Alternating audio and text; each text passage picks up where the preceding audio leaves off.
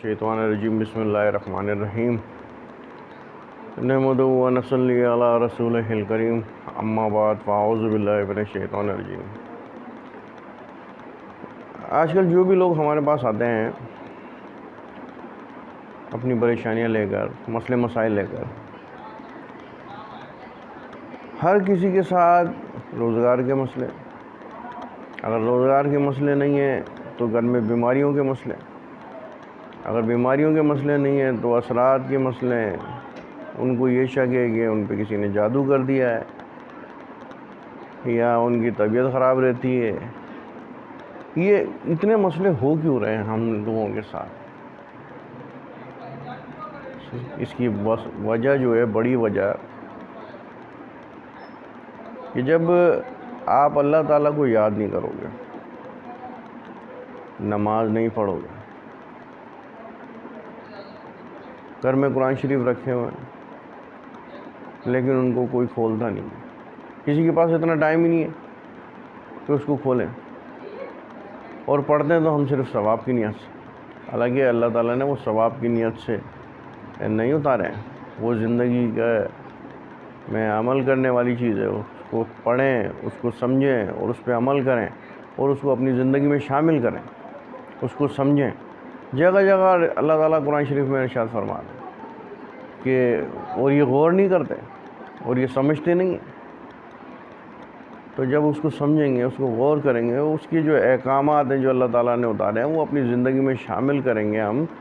تو پھر جا کر یہ ہمارے مسئلے مسائل حل ہوں گے، کیونکہ اس میں اللہ تعالیٰ سورہ رات میں فرما رہا ہے کہ دلوں کا اطمینان اللہ کے ذکر میں، پھر اگر یاد نہیں کرو گے تو پھر کیا ہوگا؟ اللہ تعالیٰ بلائیں اتار دے گا۔ وہ کافروں پہ سورہ رات میں اللہ تعالیٰ فرمایا کہ کافروں پہ ہمیشہ ان کے اعمال کے بدلے میں بلائیں اترتی رہیں ان کے ارد گرد۔ تو پھر جب آپ یاد نہیں کرو گے، اللہ تعالیٰ سے دور ہو جاؤ گے۔ رسمی طور پہ ہم نماز ہوتی سے پڑھ لیتے ہیں، تو نماز اگر ہم پڑھتے بھی ہیں تو اس میں ہمارے پاس جیسے ہم اللہ اکبر کے ہاتھ اٹھاتے ہیں، نیت باندھتے ہیں، ہمارے ذہن میں خیال کا جب میں غفیر آ جاتا ہے، ایک سمندر شروع ہو جاتا ہے،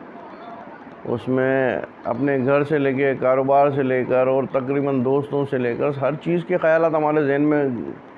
گردش کرنا شروع ہو جاتے ہیں، اور اسی میں ہماری نماز جو اختتام تک پہنچ جاتی ہے۔ اس میں نہ اللہ کا تصور آیا، نہ اس کے اندر ہمیں کوئی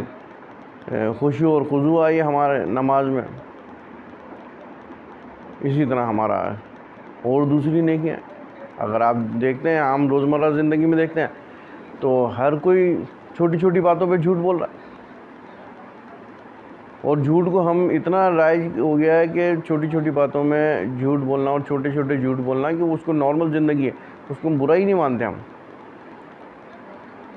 حضور علیہ السلام جو مشہور ہوئے تھے اسلام کی تبلیغ سے پہلے، تو عرب میں وہ صادق اور امین کے نام سے مشہور تھے۔ دو چیزیں تھیں جو ٹائٹل کے طور پہ تھیں، صادق، سچا، کفار بھی کہتے تھے کہ صادق ہیں، امین ہیں، ایماندار ہیں اور سچے ہیں، کیونکہ کبھی آپ صلی اللہ علیہ وآلہ وسلم کو انہوں نے جھوٹ بولتے سنا ہی نہیں، اس لیے سچے مشہور تھے، اور امین مشہور تھے کہ امانت دار تھے۔ تو ہم اپنی روزمرہ زندگی میں اتنے جھوٹ بول رہے ہیں کہ سمجھ ہی نہیں آ رہا، تو یہ اپنے اندر سے خامی ہم دور کریں، انشاءاللہ اللہ ہماری مدد کرے گا۔